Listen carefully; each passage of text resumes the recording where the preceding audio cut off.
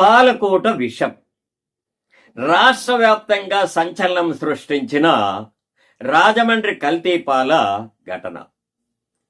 6 మంది దుర్మరణం. దాదాపు 40 నుంచి 50 మంది ప్రజలు వివిధ ఆసుపత్రుల్లో ప్రాణాపాయ స్థితిలో ఉన్నారు. 150 నుంచి 200 కుటుంబాల యొక్క రక్త నమూనాలను సేకరించి వివిధ ల్యాబులకు పరీక్షల నిమిత్తం పంపించారు. Same scene repeat. షరా మామూలే. దుర్ఘటనలు జరిగిన ప్రతిసారి అదే హడావిడే. రాష్ట్ర వ్యాప్తంగా సంబంధిత అధికారులు వివిధ పాల కేంద్రాల పైన దాడి చేయడము, ఆ పాలను తనిఖీ చేయడము. మరి ఈ పాల కేంద్రాలు ఈనాటివి కాదు, వాళ్ళు కొన్ని సంవత్సరాల నుంచి ఈ పాల వ్యాపారము చేస్తున్నారు. మరి ఇన్నాళ్ళు లేనిది ఇప్పుడే హడావిడిగా ఆ పాల కేంద్రాలను తనిఖీ చేయడం ఎందుకు? ఇన్నాళ్ళు ఈ సంబంధిత అధికారులు తనిఖీలు చేయకుండా ఏం చేస్తున్నారు? ఏవైనా దుర్ఘటనలు జరిగి ప్రజల ప్రాణాలు పోతేనే ఈ అధికారుల హడావిడి. దుర్ఘటనలు జరిగితేనే రాష్ట్ర ప్రభుత్వ యంత్రాంగమంతా కదలి వస్తుంది. ఈ కల్తీ అనేది ఒక పాలలోనే కాదు, అన్ని ఆహార పదార్థాలు కల్తీనే. కల్తీ టీ పొడి, నెయ్యి కల్తీ. ఈ నెయ్యి కల్తీ అనేది ఇప్పటికీ రాష్ట్ర వ్యాప్తంగా సంచలనం సృష్టిస్తానే ఉంది. అల్లం వెల్లుల్లి పేస్టు కల్తీ, అది కూడా ఈ మధ్యన దాడుల్లో తెలంగాణలో ఎక్కడో బయటపడింది. కారం పొడి కల్తీ, పసుపు పొడి, ధనియాల పొడి, ఇలా ప్యాకెట్లో వచ్చే పొళ్ళన్నీ కూడా కల్తీనే. మొన్న ఒక రోజు పసుపు ప్యాకెట్ తీసుకొని ఓపెన్ చేసినప్పుడు ఆ పసుపు చేతికంటే ఆ కలరు సోప్ వేసి కడుక్కున్నా పోలే. కోడిగుడ్లు కల్తీ. ఇక పండ్లు త్వరగా మాగడానికి రసాయనాలతో తడపడం. రసాయనాలతో అన్న పానీయాలు విషతుల్యం అవుతున్నాయి. మరి ఈ కల్తీ కాలంలో ప్రజల ఆరోగ్యానికి భద్రత ఎక్కడా? ప్రజలు జీవించడం ఎలా అనే ప్రశ్న తలెత్తుతోంది. వ్యాపారస్తుల సంపాదన కక్కుర్తి వలన ప్రజల జీవితాలు బలవుతున్నాయి. ప్రజల ఆరోగ్యము దెబ్బతింటోంది. మరి ఈ కల్తీపై ఆహార భద్రతా విభాగము ఏం చేస్తోంది?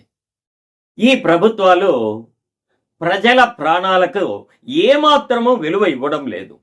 వారికి కావలసిందే మళ్ళీ మళ్ళీ అధికారంలోకి రావడము, ప్రతిపక్షాల పైన దుమ్మెత్తిపోయడము. అంతేకాని ప్రజల ప్రాణాలతో చెలగాటమాడే ఇలాంటి వ్యాపారస్తులపై కఠిన చర్యలు తీసుకోవడానికి ఏ ప్రభుత్వాలు ముందుకు రావడం లేదు. అందుకే అధికార యంత్రాంగంపై ప్రభుత్వాలకు పట్టు లేదు. అధికారులకు కూడా ప్రభుత్వము అంటే ఏమాత్రము భయం లేదు. అందుకే ముఖ్యమంత్రి గారు వివిధ సమావేశాల్లో సందర్భము వచ్చినప్పుడల్లా అధికారులు క్షేత్రస్థాయిలో వెళ్లి సమస్యలను పరిష్కరించాలి, ప్రతి సమస్యకు ముఖ్యమంత్రి స్వయంగా వెళ్లాల్సిన అవసరం లేదు అని ఎంత గట్టిగా అధికారుల మీద ఒత్తిడి తీసుకొచ్చినా అధికారులలో చలనం లేదు. అంటే ఈ అధికారులకు ప్రభుత్వం అంటే భయం లేదా? ప్రజాస్వామ్య వ్యవస్థలో ఎన్నికైన ప్రభుత్వాలకు ప్రభుత్వ అధికారులపై పట్టు ఉండాలి. ప్రభుత్వ అధికారులు కూడా ఎన్నికైన ప్రభుత్వం పట్ల భయభక్తులు ప్రదర్శించాలి. లేకపోతే ప్రజాస్వామ్య వ్యవస్థకే అది పెను ప్రమాదం. ఆర్టికల్ 21 జీవించే హక్కు, fundamental right to life as per constitution. It includes right to safe and nutrition food. మరి ఆ న్యూట్రిషన్ ఫుడ్ అందని ద్రాక్ష పండే అవుతోంది. ఆర్టికల్ 14 ప్రకారము ఆహారము సురక్షితము కాకపోతే అటువంటి ఆహారము మార్కెట్లోనే లభించకూడదు. కానీ కల్తీ ఆహారము మార్కెట్లో యథేచ్ఛగా విక్రయిస్తున్నారు. ఆర్టికల్ 47 ప్రకారము ప్రజారోగ్యాన్ని, పోషకాహార స్థాయిని పెంచడము అన్ని ప్రభుత్వాల బాధ్యత అని మన కాన్స్టిట్యూషన్ చెబుతోంది. ప్రజల ఆరోగ్యానికి సంబంధించి కాన్స్టిట్యూషన్లో ఉన్న ఈ ఆర్టికల్స్ ప్రభుత్వానికి, ప్రభుత్వ అధికారులకు తెలుసో లేదో, కానీ మన ప్రభుత్వ పెద్దలు రాజ్యాంగాన్ని అపహాస్యం చేస్తున్నారు. వరల్డ్ హెల్త్ ఆర్గనైజేషను ఫుడ్ సేఫ్టీకి సంబంధించి 5 రూల్స్ని సూచించింది. పక్కనున్నాయి చూడండి. Keep clean, cook thoroughly, keep food at safe temperatures, separate raw and cooked, use safe water and raw materials. ఇవి 5 WHO సూచించిన ఫుడ్ సేఫ్టీ రూల్స్. ఈ సేఫ్టీ రూల్స్ చట్ట ప్రకారం అమలు చేయడానికి ప్రభుత్వాలు అనేక చట్టాలు చేశాయి.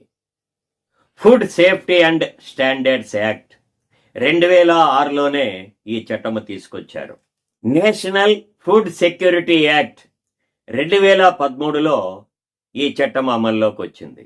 ఇంకా ప్రజల ఆరోగ్యం కోసం వివిధ అనేక చట్టాలు కూడా ఉన్నాయి. ఇన్ని చట్టాలు ఉన్నప్పటికీ నిజాయితీగా, నిర్భయంగా అమలు చేయవలసిన అధికారులు ముద్దు నిద్రపోతున్నారు. పురాణాలలో యుద్ధం వచ్చినప్పుడు కుంభకర్ణుడు నిద్ర లేచినట్లుగా ఏదైనా దుర్ఘటన జరిగినప్పుడు మాత్రము నిద్రమత్తు వదిలి తూతూ మంత్రంగా ఆ కొద్ది రోజులు హడావిడి చేయడము, తిరిగి నిద్రలోకి జారుకోవడం. ప్రతిసారి ఇదే హడావిడి, ఇదే తంతే జరుగుతోంది. ప్రజల సంక్షేమం కోసం అనేక డిపార్ట్మెంట్స్ ఏర్పాటు చేశారు. ఫుడ్ సేఫ్టీ డిపార్ట్మెంట్ కావచ్చు, ఫుడ్ అడల్టరేషన్, ఎసెన్షియల్ కమోడిటీస్ కావచ్చు, వెయిట్స్ అండ్ మెజర్స్ కావచ్చు, ఇలాగ అనేక డిపార్ట్మెంట్లు ప్రభుత్వాలు ఏర్పాటు చేశాయి. ఈ డిపార్ట్మెంట్లో పనిచేసే అధికారులకు ప్రజాధనాన్ని ప్రతి నెల జీతాల రూపంలో చెల్లిస్తున్నారు. మరి ఈ డిపార్ట్మెంట్స్ ప్రతి నెల జీతాలైతే తీసుకుంటున్నాయి, కానీ ప్రతి నెల తమ డ్యూటీని ఎందుకు సక్రమంగా చేయరు? ప్రతిరోజు తమ డ్యూటీని సక్రమంగా నిర్వర్తించడమే వారి విధి.